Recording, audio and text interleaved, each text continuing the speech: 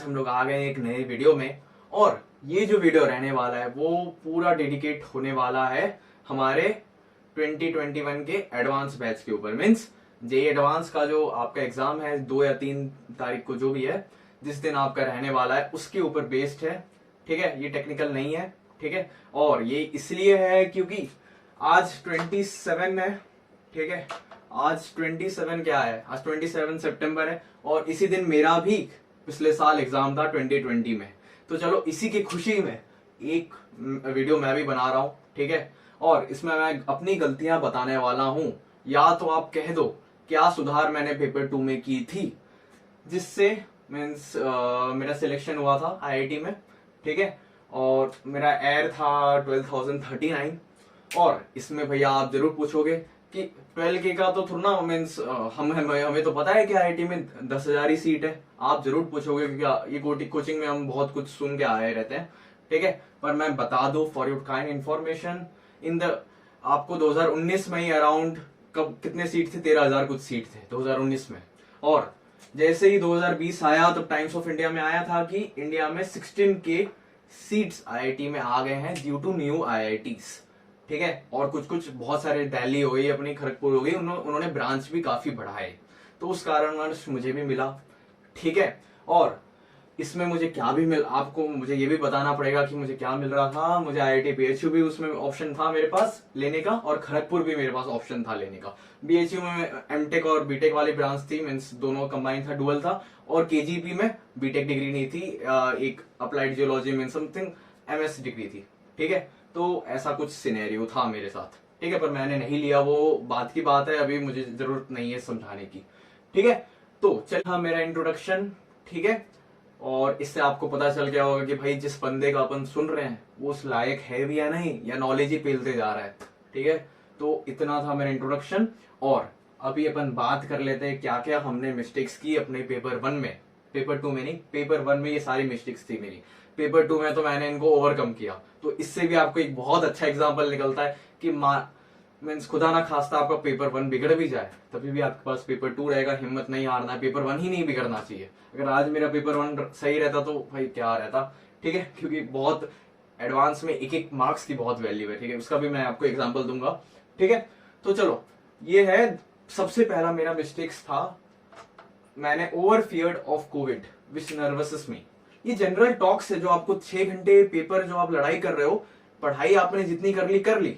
अभी आपके पास जो 2-3 दिन है या पेपर से पहले का टाइम है, उसमें आपको प्रिपेयर करना पड़ता है क्या क्या मैं मिस्टेक्स कर सकता हूँ। अच्छा बंदा भी गलती कर देता है एडवांस के दिन पेपर के अंदर, चाहे कितना भी नॉलेज हो, कितना भी रगड़ ले आओ मटेरियल। ठीक है, और जो जो बंदा कुछ टर्म्स को मीन्स दिमाग में रख के जाता है वो बहुत अच्छा करता है। ठीक है, तो यार मुझे ना फियर बड़ा था।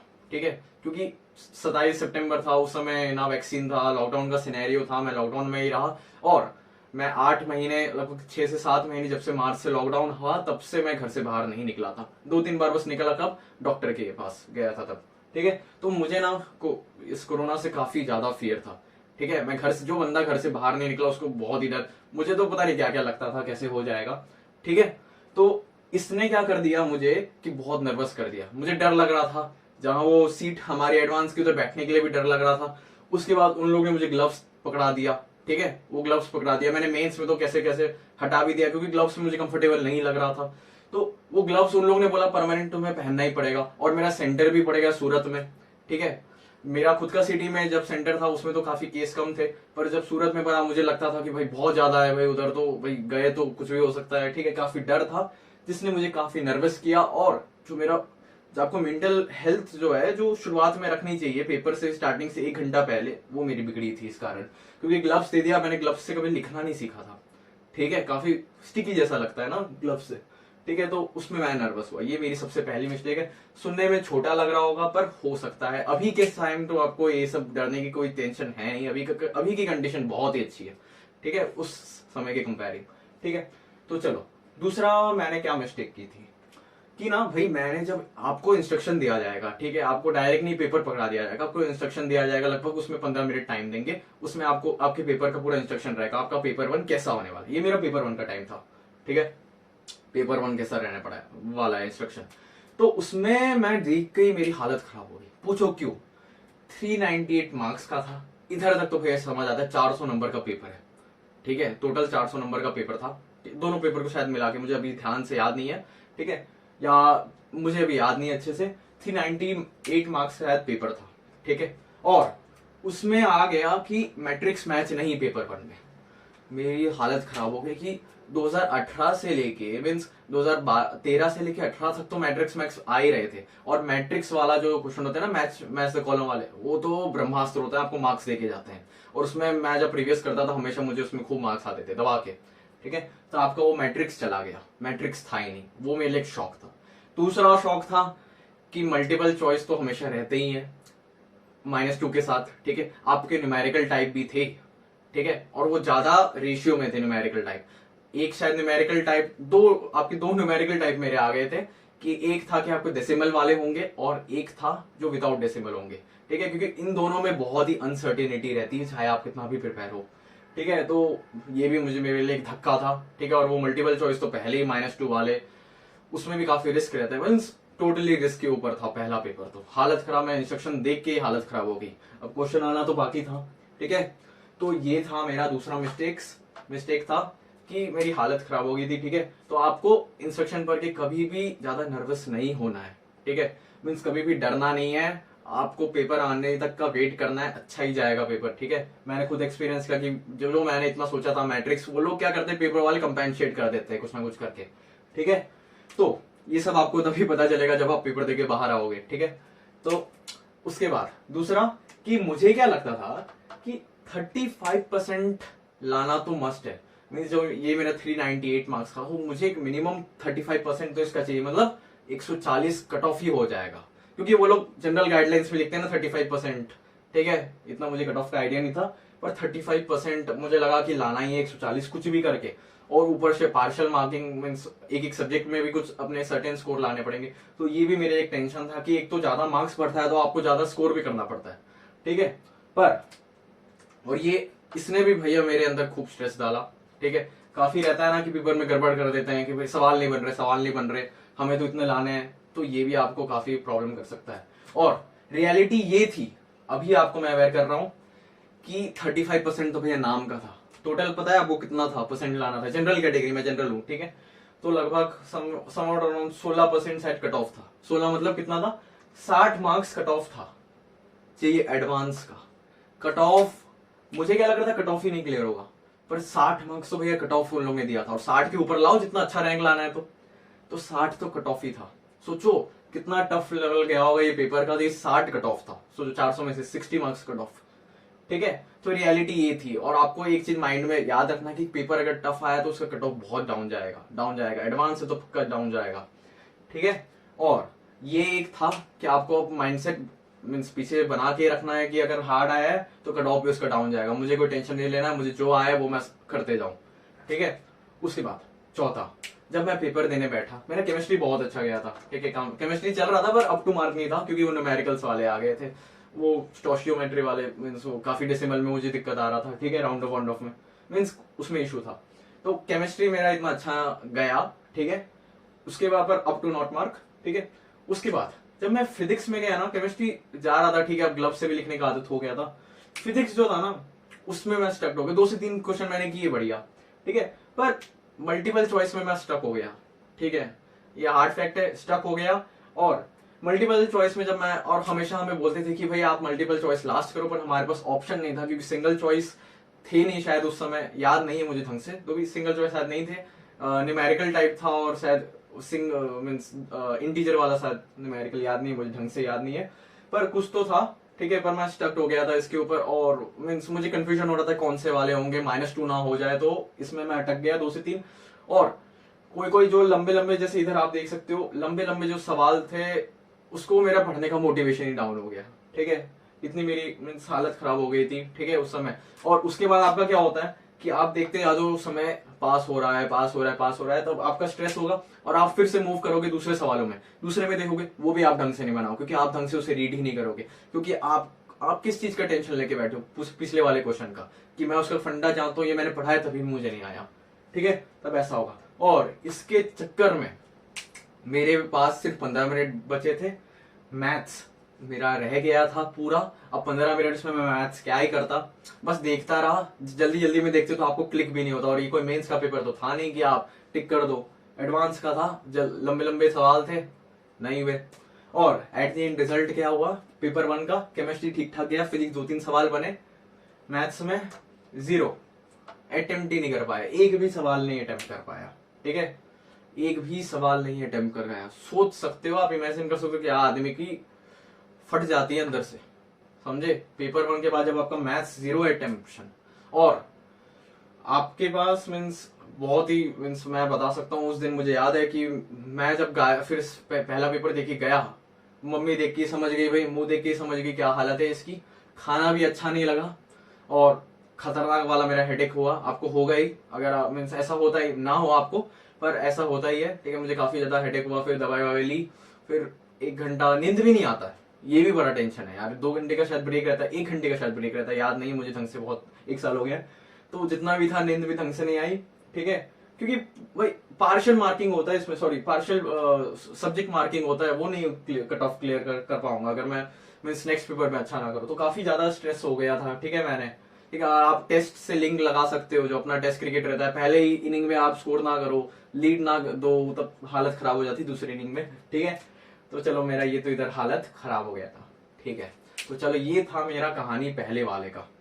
ठीक है, और ये सारे मिस्टेक्स आपको नहीं करने हैं। ठीक है, आप कोई क्वेश्चन लो ना, उसको फुल अटेम्प्ट दो। ठीक है, और अब मैं बताता हूँ पेपर 2।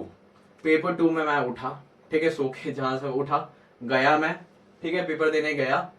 और इस टाइम मुझे फियर नहीं था कोरोना का, दूसरे पेपर से मुझे फियर नहीं था। अब हो गया भाई, जो होना है हो गया, होके रहेगा। ठीक है, कोई फर्क नहीं पड़ता, घंटा फर्क नहीं पड़ता, मुझे वो ग्लव्स पहनने का आदत हो गया था।